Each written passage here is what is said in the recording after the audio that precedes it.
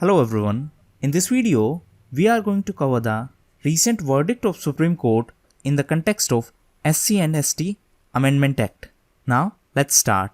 Now, before we start, let's understand what exactly is this SC and ST Prevention of Atrocities Act. So, this is an act of 1989. SC stands for Scheduled Caste and ST stands for Scheduled Tribes. Now, this act intends to prevent the commission of offense of atrocities against the members of scheduled caste and scheduled tribes. So, in simplest term, this is an act that was enacted to prevent the crimes against scheduled caste and scheduled tribes. In CRPC, that is, in Criminal Procedure Code, there is section 438, and this section 438 contains the provisions for anticipatory bail. Now, what is the meaning of this anticipatory bail?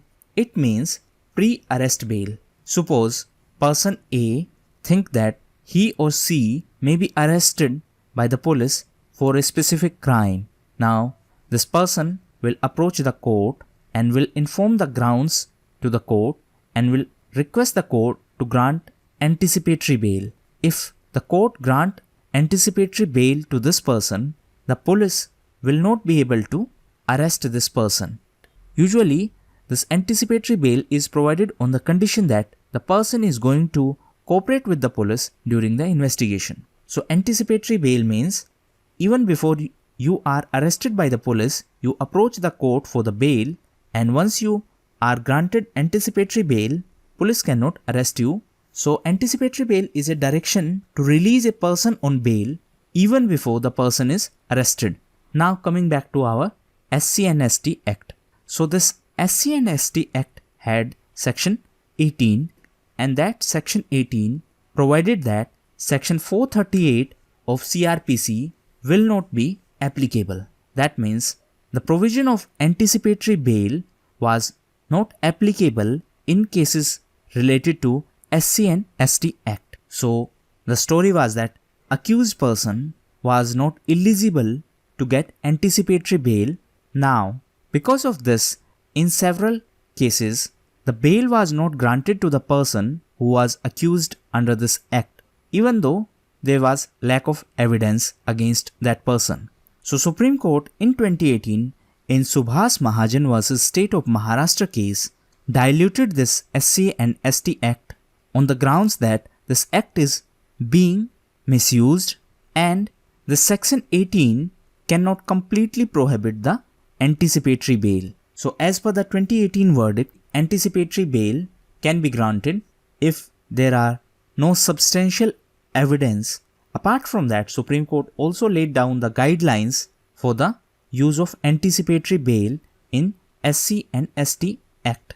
Supreme Court also ruled that there should be proper inquiry before any arrest to prevent the misuse of law. Now, this led to the widespread protest. One major argument against this judgment was that if the accused person is granted anticipatory bail, then that person is going to hamper the fair investigation, because usually the people from SC and ST community are marginalized people, and therefore the accused person may create problem for the fair investigation. Now, because of these protests, the Parliament of India amended this SC and ST Act and inserted section 18A. Remember, earlier there was section 18 which prohibited the anticipatory bail, and that was diluted by the Supreme Court in 2018 verdict. So, Parliament made this amendment, and this amendment was challenged again in the Supreme Court, and recently in 2020 the Supreme Court in Prithviraj Chauhan vs. Union of India, Supreme Court upheld this amendment. Supreme Court said that this anticipatory bail should be granted only in exceptional cases, and that too by High Court. It should not be granted in general cases under SC and ST Act. So, the Supreme Court in 2020 verdict overruled its previous verdict in 2018. Supreme Court also said that the guidelines which were provided in Subhas Mahajan case in 2018 is now not to be followed.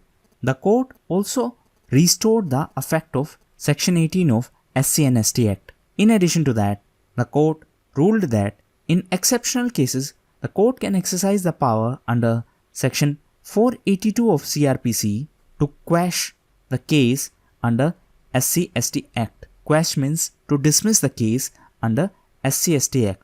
But this is an exceptional power, therefore it is to be exercised only in exceptional cases.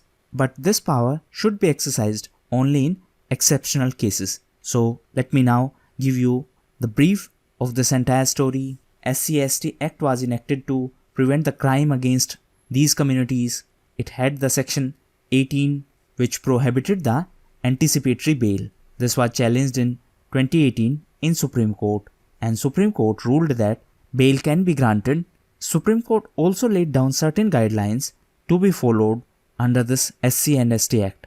Now, this issue was serious, therefore Parliament amended the SC and ST Act to nullify the effect of Supreme Court verdict in 2018. Parliament added Section 18A into SC and ST Act, and this section provided for the fact that anticipatory bail should not be granted and there is no need of preliminary inquiry for registration of FIR against any person under SC and ST Act. This was challenged again in Supreme Court, and in 2020, Supreme Court upheld the SC and ST Amendment Act, and Supreme Court overruled its previous verdict in 2018. So this was the entire case. I hope it clarified your doubts. Thank you, and that's all for the day.